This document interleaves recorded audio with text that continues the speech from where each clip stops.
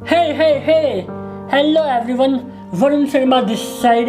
स्वागत है आपका मेरी स्टोरी में। आप प्लीज़ अपने ईयरफोन पहन लीजिए। नहीं, गाली नहीं देने वाला, ये आपके बेटर एक्सपीरियंस के लिए है। चलिए बिना किसी देरी के इस स्टोरी को स्टार्ट करते हैं।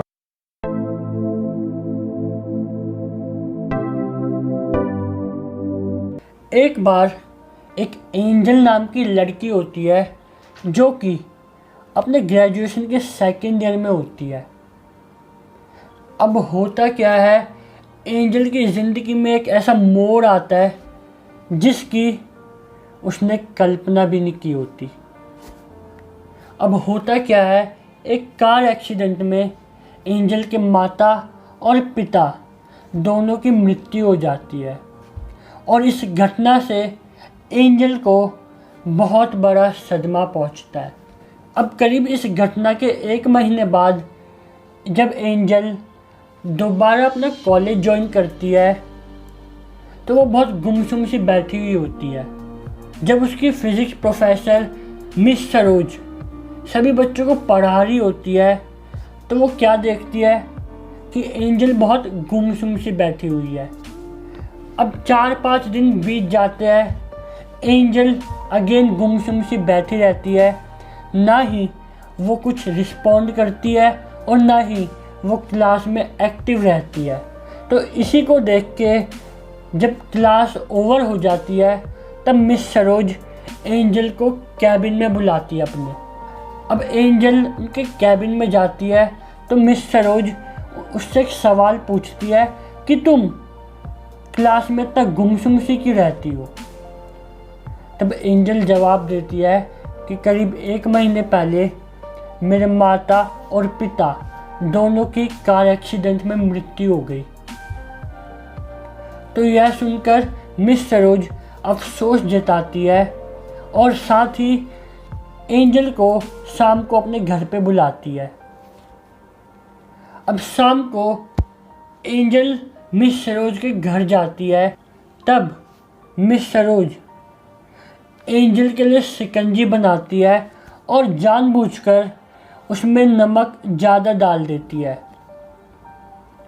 अब जब मिस सरोज एंजल को वो शिकंजी देती है तब उसको पीने के बाद एंजल का मुंह अजीब सा हो जाता है। तो मिस सरोज उससे सवाल करती है कि क्या हुआ, शिकंजी अच्छी नहीं बनी। तो एंजल उनसे कहती है कि नहीं, थोड़ा सा नमक ज़्यादा हो गया इसमें। तो मिस सरोज कहती है, ओह अब तो ये बेकार हो गई, चलो मैं इसको फेंक देती हूँ। तब इस पर एंजल जवाब देती है, अगर हम इसमें चीनी मिला दें तो ये शिकंजी दोबारा से बढ़िया हो जाएगी।